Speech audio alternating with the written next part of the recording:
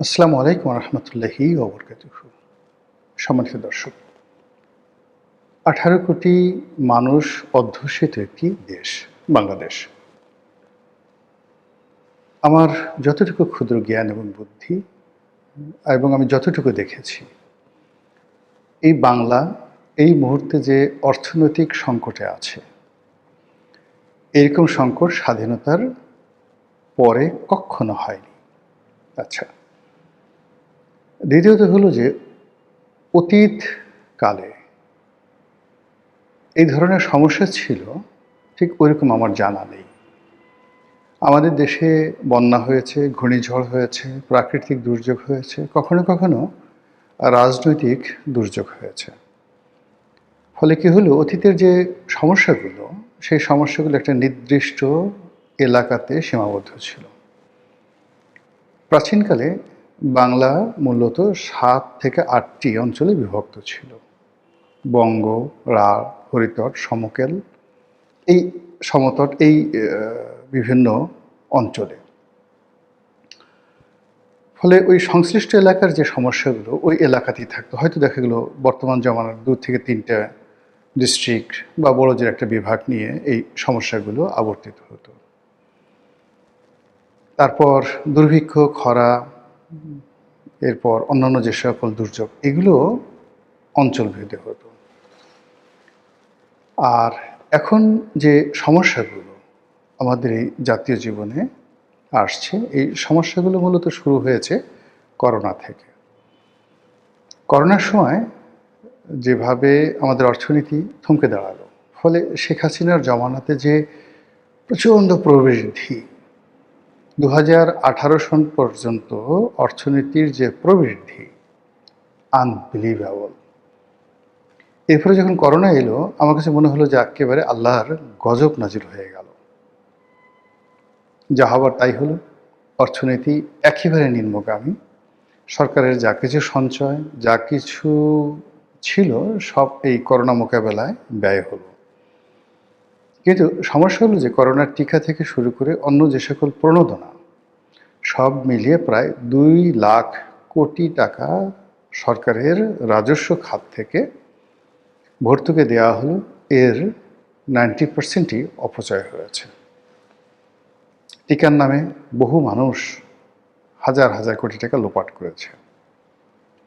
বিভিন্ন শিল্প প্রতিষ্ঠানে ভর্তুকি দেওয়ার নাম করে যা কিছু করা হয়েছে তাও সর্বনাশ।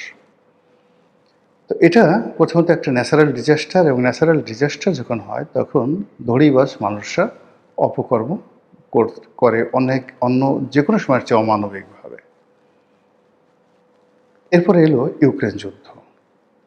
সেই ইউক্রেন যুদ্ধ এখনও চলমান, এবং ইউক্রেন যুদ্ধের কারণে আমাদের তুলার সাপ্লাই, মেটাল সাপ্লাই, এবং ইউক্রেন থেকে আমরা যে গম আনতাম, পুরো জিনিসটি এলোমেলো হয়ে গেল। এবং এর কারণে আমাদের যে অর্থনীতি যেভাবে থমকে দাঁড়ালো, এরপরে আর কিন্তু ফিরে আসা যায়নি। একের পর এক শিল্প কলকারখানা, তাদের যে ঋণ ছিল সেই ঋণ কুঋণে পরিণত হলো। অনেক শিল্প কলকারখানা বন্ধ হয়ে গেল। যারা এদেশে ব্যবসা বাণিজ্য করতো এবং ব্যাংক ঋণ নিয়ে, তারা যখন দেখলো পরিস্থিতি খারাপ, তখন একটা বিরাট অঙ্কের টাকা তারা মেরে দিয়ে বিদেশে চলে গেল। এবং এভাবে শুধুমাত্র শেখ হাসিনার জমানাতে কম করে হলেও ৫ লাখ লোকের চাকরি চলে গেছে, শিল্প কলকারখানা বন্ধ হয়েছে, এবং কম করে হলেও ৩ লাখ কোটি টাকার, যাকে বলা হয় ব্যাংক ঋণ, খেলাপি হয়ে পড়েছিল। তো এই ৩ লাখ কোটি টাকার যে ব্যাংক ঋণ খেলাপি হয়ে পড়েছিল, এটা কিন্তু কমিয়ে কমিয়ে ১ লাখ বা ১.৫ লাখ বা ১,২০,০০০ কোটি টাকা এভাবে দেখানো হয়েছিল। এই অন্তর্বর্তীকালীন সরকারের সময়টাতে এটা প্রায় ৫ লাখ কোটি টাকা এই ঋণ চলে যায়। এর মধ্যে প্রায় ২ লাখ, আগের ৩ লাখ কোটি টাকা, আর এই ১৭ মাসে আরও ২ লাখ কোটি টাকা যুক্ত হয় শুধুমাত্র ব্যাংকিং সেক্টরে। যে আমাদের ঋণ, জনগণের আমরা যে টাকা দিয়েছি, সেই জনগণের টাকা বিভিন্ন শিল্প কলকারখানায় দেওয়ার ফলে। আচ্ছা, বোঝার চেষ্টা করেন সমস্যাগুলো কীভাবে হলো। এটা গেলো ব্যাংকিং সেক্টরে আমাদের পাবলিক মানি। সরকার ট্যাক্স পেল না, বৈদেশিক ঋণও পেল না, তখন তারা কি করলো? মুদ্রা ছাপালো। প্রথমত যে ব্যাংকগুলো দেউলিয়া হয়ে যাচ্ছিল তাদেরকে বাঁচানোর জন্য মুদ্রা ছাপানো হলো। কত মুদ্রা ছাপিয়েছে আমরা জানি না, আনুমানিক ১.৫ লক্ষ কোটি টাকা মুদ্রা ছাপানো হয়েছে। এখন এই যে মুদ্রাগুলো ছাপানো হলো, এগুলো কিভাবে নষ্ট হলো, আমাদের অর্থনীতিতে কিভাবে নেতিবাচক প্রতিক্রিয়া ফেললো? টাকার মূল্যমান কমিয়ে দিল। ফলে শেখ হাসিনা যে টাকাগুলো রেখে গিয়েছিলেন, তখন ১০০ টাকার যে মূল্য ছিল ২০২৪ সালের আগস্ট মাসে, এখন সেই টাকা ইউনূসের জমানাতে সেই টাকার মূল্য হয়ে গেছে ৪৬ টাকা, মানে ৫৪ টাকা নাই।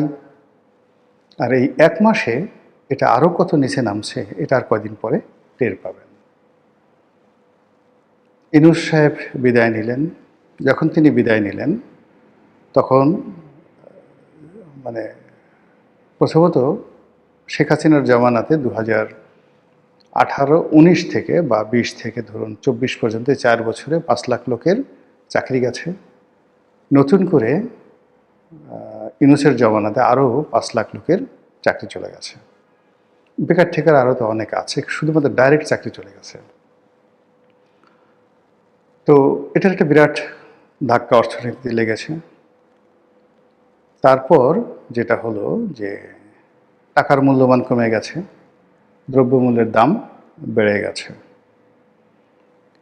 সরকার অভ্যন্তরীণ খাত থেকে দুইভাবে টাকা নিয়েছে। একটা হলো ব্যাংকিং খাত থেকে লোন করেছে, সেই লোনের পরিমাণ কত আমরা জানি না, not less than ১ lakh crore টাকা।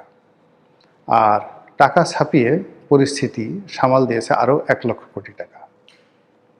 আর বিদেশ থেকে ঋণ নিয়েছে $12 বিলিয়ন, তাহলে প্রায় ১.৫ লক্ষ কোটি টাকা বিদেশ থেকে ঋণ নিয়েছে। তো ১.৫ লক্ষ কোটি টাকা, ১ লক্ষ ১ লক্ষ, কত হলো? ৩.৫ লক্ষ কোটি টাকা ১৭ মাসে চিবিয়ে চিবিয়ে খাওয়া হয়েছে।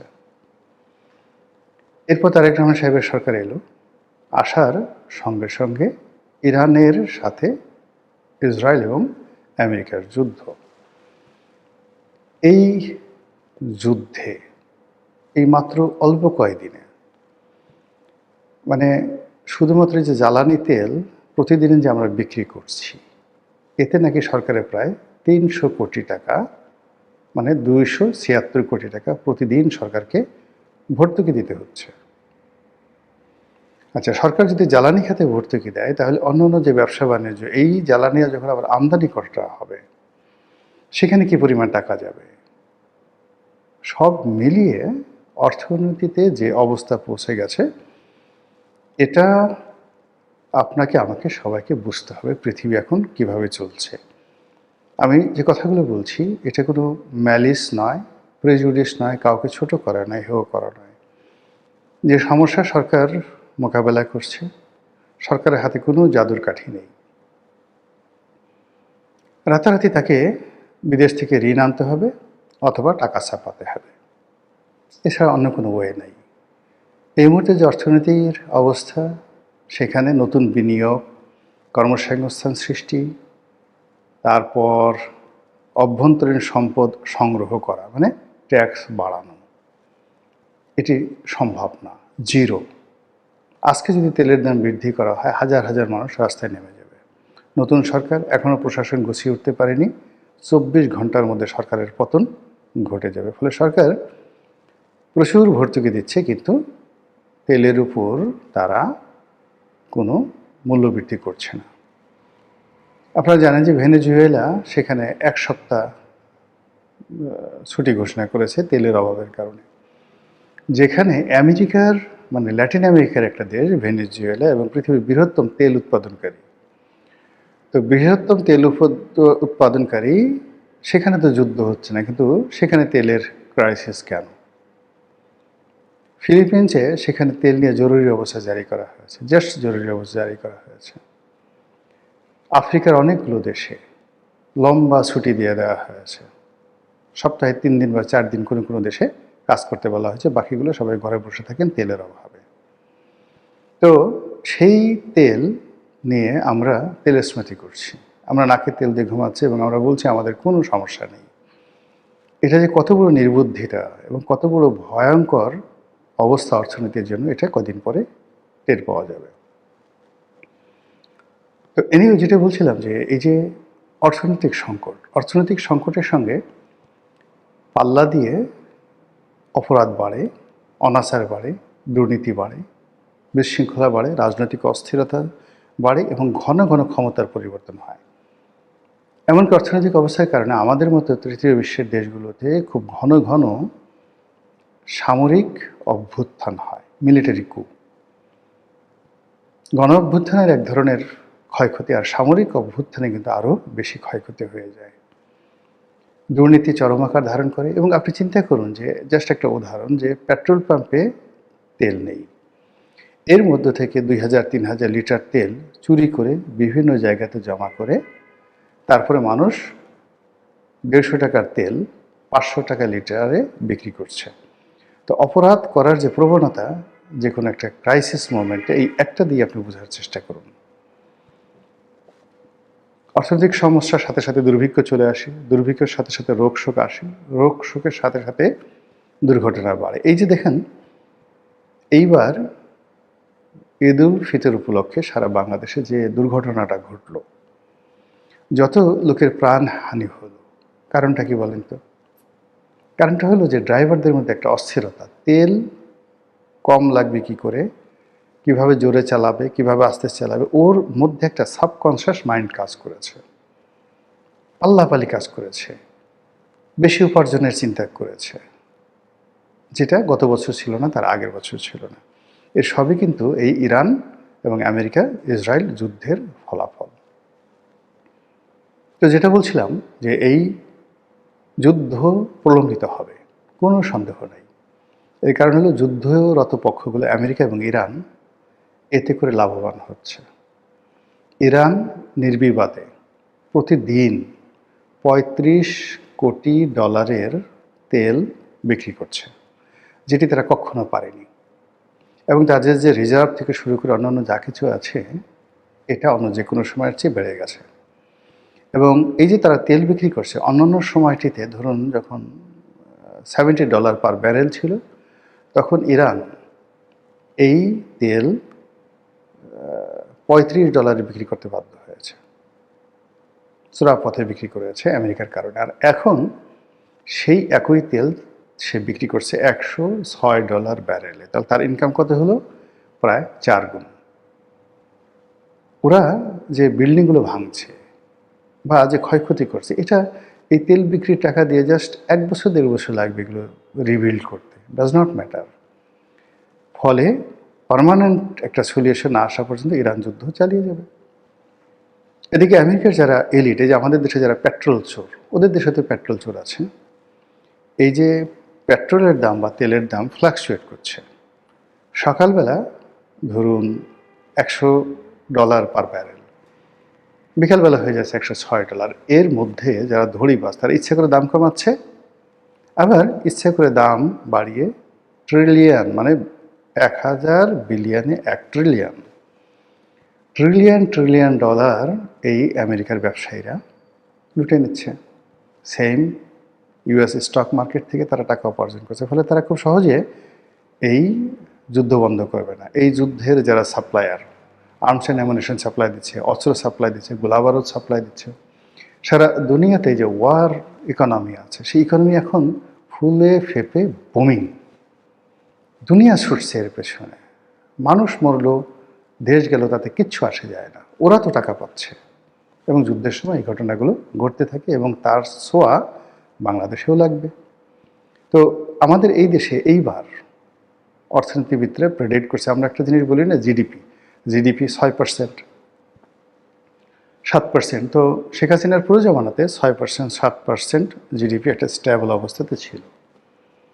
ইউনূসের জামানাতে এই জিডিপি 3-3.5%-এ চলে আসার একটা সম্ভাবনা ছিল। তো যখন 3-3.5% জিডিপি যে গ্রোথ, এটা নেমে আসতো 6 থেকে 3.5%-এ, এটা দুর্ভিক্ষের, সরাসরি দুর্ভিক্ষের আলামত। আর আজকের দিনের প্রেডিকশন হলো যে জিডিপির গ্রোথ তো দূরের কথা, মানে 1% গ্রোথ তো দূরের কথা, 1-2% বরং মাইনাস জিডিপি হবে।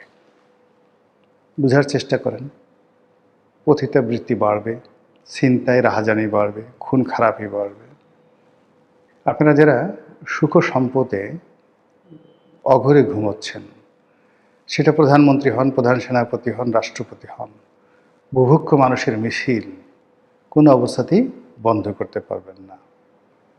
মাইনাস জিডিপি হলে, 1-2% মাইনাস জিডিপি হলে একটা অর্থনীতি কোন পর্যায়ে যায়, একটা দেশ কোন পর্যায়ে যায়, এটা মানে এটার ভুরি ভুরি নজির এই পৃথিবীতে আছে। কাজে আমাদের জিডিপি মাইনাস হয়ে যাবে আর আমরা শান্তিতে ঘুমাবো, ফেরেশতারা এসে আমাদের আপেল কমলা খাওয়াবে, জান্নাতের হুরপুরীরা এসে আমাদেরকে সঙ্গ দেবে, হুর গেলমানরা এসে আমাদেরকে জড়িয়ে ধরবে, আমরা তাদের সাথে মুখে মুখে দাড়ি ঘষবো, এটা হবে না। ফলে এই যে ক্রাইসিস, এই ক্রাইসিসে জাতীয় ঐক্য দরকার, রাজনৈতিক ঐক্য দরকার, সকল পক্ষের ঐক্য দরকার। এখানে এরকম একটা অবস্থা, শেখ হাসিনার পতন হলো কেন? অনেকগুলো সমস্যা তৈরি করে রাখা হয়েছিল, জাস্ট একটা বারুদের টোকা লেগেছে। নচেত যাদের হাতে যাদের পতন হয়েছে, পৃথিবীতে এরকম ঘটনা হাজার বছরে একবার দুবার ঘটে। আবাবিল পাখি এসে যেভাবে হাতি মেরে ফেলেছিল, ওইরকম আমাদেরই সন্তান স্কুলে পড়ে, কলেজে পড়ে, বিশ্ববিদ্যালয়ে পড়ে, তাদের হাতে সেনাবাহিনী, পুলিশ, বিডিআর, রাজনীতিবিদ, আমলা কামলা, মন্ত্রী সমস্ত কিছু তছনছ হয়ে গেছে। তো একইভাবে এখন এই সমাজে নতুন যে সমস্যাগুলো দেখা দিয়েছে, আর সরকারের যারা কর্তা ব্যক্তি, তারা যে সকল অহেতুক, অপ্রয়োজনীয়, বিরক্তিকর এবং ক্ষেত্র বিশেষে ক্ষতিকর কর্মকাণ্ড করছে, তাতে করে পুরো সমাজ ধূমায়িত হচ্ছে। পুরো সমাজে যে ঘাগুলো দগদগ করে যন্ত্রণা দিচ্ছে, পুঁজ হয়ে গেছে, সেখানে একটা ক্ষুদ্র ঘটনায় কী পরিমাণ ক্ষতি হতে পারে একমাত্র আল্লাহ রাব্বুল আলামিন জানে। মহান আল্লাহ আমাদের সবাইকে হেদায়েত দান করুন, হেফাজত করুন। আসসালামু আলাইকুম ওয়া রাহমাতুল্লাহি ওয়া বারাকাতুহু।